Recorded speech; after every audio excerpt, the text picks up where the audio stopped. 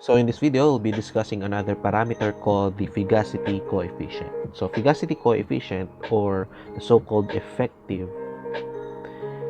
pressure, is pressure that accounts for the parameters described by the equation of state that describes the gas. So for example, meron kang van der Waals gas. If you derive the Fugacity coefficient of that van der Waals gas, nandun na naka-account lahat ng parameters or lahat ng assumptions no equation of state na yon. Okay? So, to translate pressure to Fugacity, you'll just have to multiply pressure by the Fugacity coefficient.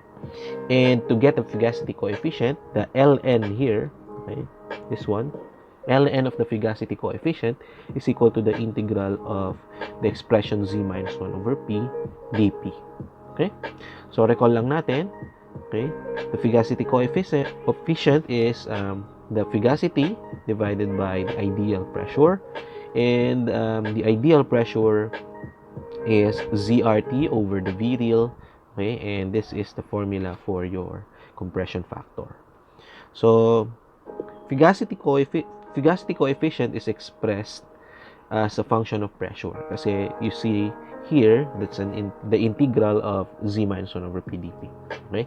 So, to be able to get L and P, you have to use the z that is a function of pressure. Okay? So, let's derive the Fugacity coefficient of a van der Waals gas, or the L and P of the van der Waals equation of state. So, start muna tayo dun sa P is equal to RT over V bar minus B minus A over V bar squared. So, convert natin siya sa Z by multiplying both sides by V bar over RT.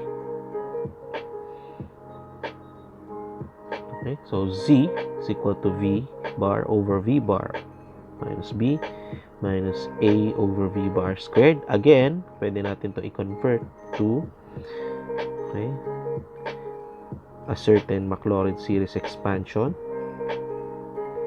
Okay, magiging 1 over 1 minus B over V bar. Okay, so this one can be converted to the expansion 1 plus B over V bar plus B over V bar squared plus B over V bar cube plus, okay, it's a continuous infinite series, minus A over V bar RT. Okay? So, substitute natin doon. Z is equal to 1 plus B over V bar plus B over V bar squared plus B over V bar cube plus, okay, continuous, minus A over V bar RT. Okay? Now, converting this to Z of pressure, or Z as a function of pressure, by using the low pressure assumption. Okay, so we'll assume that the pressure is low enough for the gas to kind of behave ideally. Okay, so isa-substitute natin yung mga RT over P dun sa mga volumes. So Z is equal to 1 plus BP over RT plus BP over RT squared plus BP over RT cube plus, okay, continuous ulit siya, minus AP over RT squared. Okay, so i-work out nyo na lang yung mga substitution. Now we do the Z minus 1 first, then divided by P. So mawawala yung 1, okay, and then madidivide ng P lahat ng terms na natira. So B over RT plus B over RT squared times P plus B over RT cube times P squared plus, okay, minus A over RT squared. So, pwede na nating pagsamahin to, okay, tsaka ito. Samahin natin. B over RT minus A over RT squared plus B over RT squared P plus B over RT cube P squared plus that. Okay? So, yan. Pagsama natin yung terms na walang pressure. Okay? So, that's Z minus 1 over P.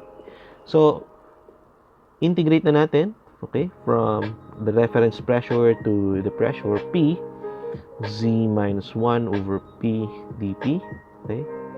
So, the integral of this expression, kapag ka meron na siyang, or pag integrate natin siya with respect to pressure, so, B over RT minus A over RT squared. Okay? Nangyari. So, palitan kaya natin siya ng brackets para mas maganda. Okay? P minus P naught. Okay? Plus, okay, so since ito siya, so PdP, the integral of PdP is P squared over 2. Okay? So, P over RT squared times 2.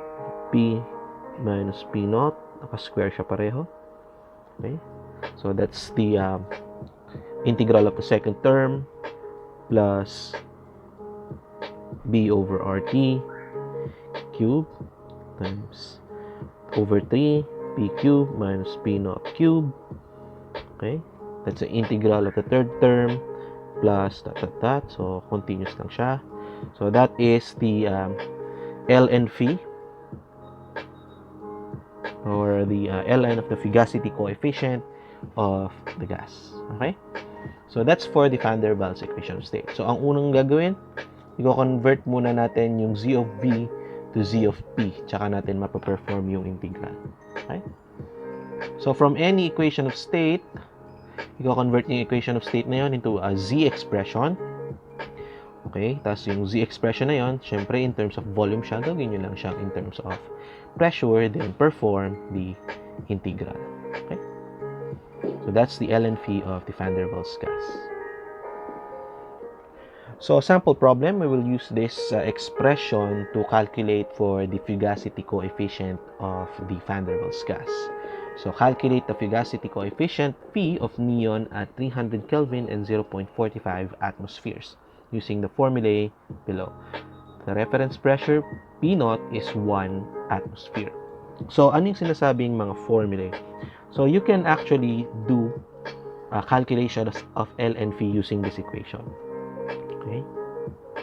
So, change color lang natin. Yan. So, ln phi is equal to V real over V ideal minus 1 times ln P over P naught. So, ang sinasuggest nitong formula na to, okay, yung inyong Z ay independent sa pressure. Kaya ganyan yung nangyari. Ang naging, or na-integrate lang sa expression na yan ay yung dP over P. Okay? So, ang nangyari dyan ay Z minus 1 times integral of dP over P. Okay? Since yung Z mo ay hindi dependent sa pressure. So, that's another way of looking at it. Okay? So, calculate V real and V ideal. So, the molar volumes of the real and the ideal counterparts of the gas. So, solve for both. The V ideal is 54.704 liters per mole. The real molar volume is 54.712 liters per mole. Then, substitute both real and ideal volumes sa ln phi expression. Okay, the pressure is 0.45 and the reference pressure is 1 atm.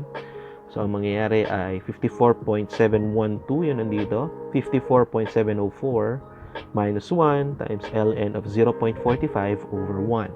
So, yung ln phi mo ay negative 1.16775036 times 10 to the negative 4. Kapag kinuha mo yung e to the ln phi, you get the phi, which is 0.999883231. Okay? The next, or the other way is to just substitute the values of A and B, pressure and temperature, in the equation that we have derived earlier. So, ln phi is this expression. Okay? So, ang ginawa ko, nilimit ko lang ulit siya sa third power coefficient. Kasi, marami masyado yung terms. It's infinite. Okay? So, substituting the values for B are the temperature, the pressure, the reference pressure, which is 1 atm, and A, Okay, we get ln phi is equal to negative 1.879503083 times 10 to the negative 4. Then, getting e to the ln phi, phi, we get phi is equal to 0.9998120.674. So, magkakaroon tayo ng konting discrepancy sa values. Okay? So, that's how you derive and use the ln phi and Fugacity coefficient of your real gases. So, see you next video.